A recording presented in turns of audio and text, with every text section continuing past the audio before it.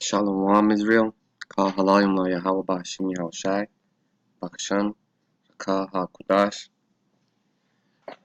Alright. I'm gonna talk about putting yourself in harm's way by the things you do. Like having a cross, still is what this topic is about. Is basically the cross. This is Zechariah 13:8, and it shall come to pass that in all the land, said the Lord, 2 parts therein shall be cut off and die, but the third shall be left therein. And that is because of idol worship. Alright, let's get it.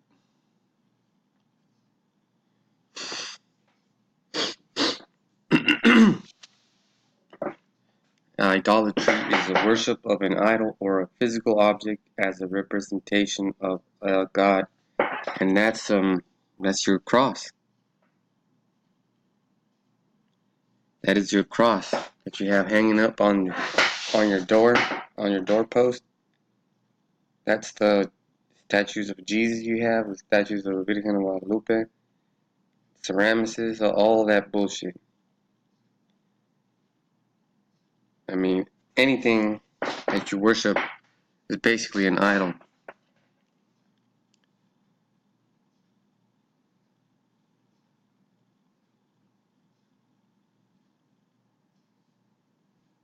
And let's see.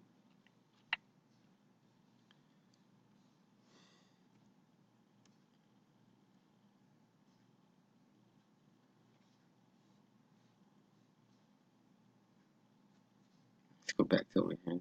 And then basically, we're gonna just go through the basics. Alright?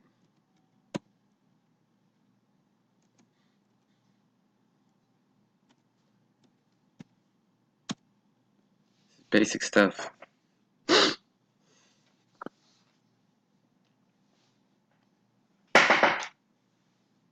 Because the cross is what brings you the most damage. There's a lot of secrecy behind that. You're not worshiping Yahushai. Then he brought me, this is Ezekiel 8:14, then he brought me to the door of the gate of the Lords. That's Lords. That's Yahweh Bashim Yahushai. Oharakah HaKudash, angels.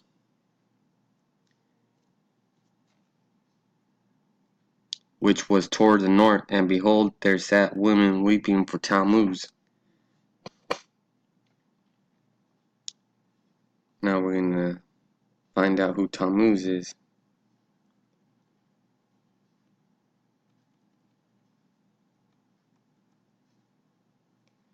Alright, the ATS Bible Dictionary. Tammuz, a Syrian idol mentioned in Ezekiel 8:14, where the women are represented as weeping for it. It is generally supposed that Tammuz was the same deity as the Phoenician Adonis, and perhaps the Egyptian Osiris, which is just sun worship. The fabled death and restoration of Adonis is supposed to symbolize the departure and return of the sun. And the departure of the sun is when you celebrate Christmas. And when it comes back is in summer solstice. Which all that stuff is just sun worship. So that's what you're really worshiping. Let's see. There's a little bit of... Alright, let's see.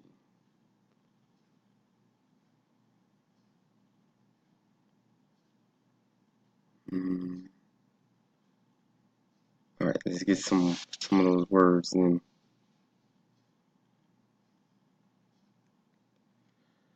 Abstruse. I already looked these words up. You could look them up. Hard to understand. Concealed is secret. Consumed is like totally engulfed, and that's what you are when you're engulfed in that little cross. And it's hard to understand. How can a God die and then come back, right? Because the gods can't die. So you're not celebrating. You're not celebrating the birth of the Lord on December 25th. Basically, what it is. And it is the cross pagan. The cross is a pagan symbol that was adored in Egypt thousands of years before, Yahushua was born. The Roman Catholic Church adopted the cross symbol at least 600 years after Yahushua was supposedly crucified. Even the early Christians of North Africa. What were the early Christians doing in North Africa? They fled from Jerusalem in AD 70. Rejected the wooden cross after Tertullian condemned it. Let's go back over here.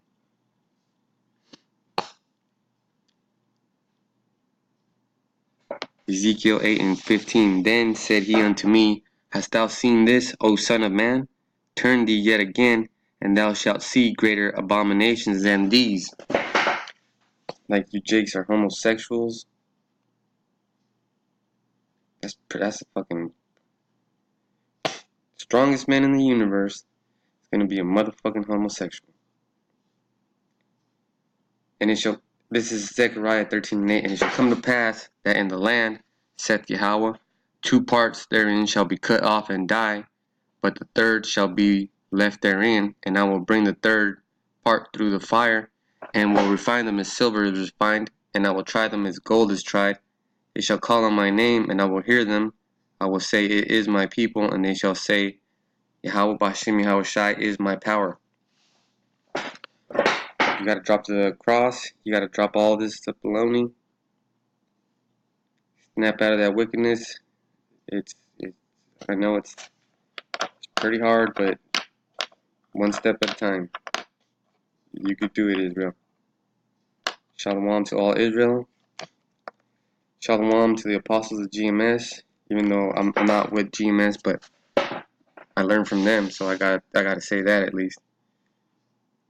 And Kwam Yasharallah and Kal Halalim La Yahweh Bashem Yahushai Wahara Ka HaKwadash.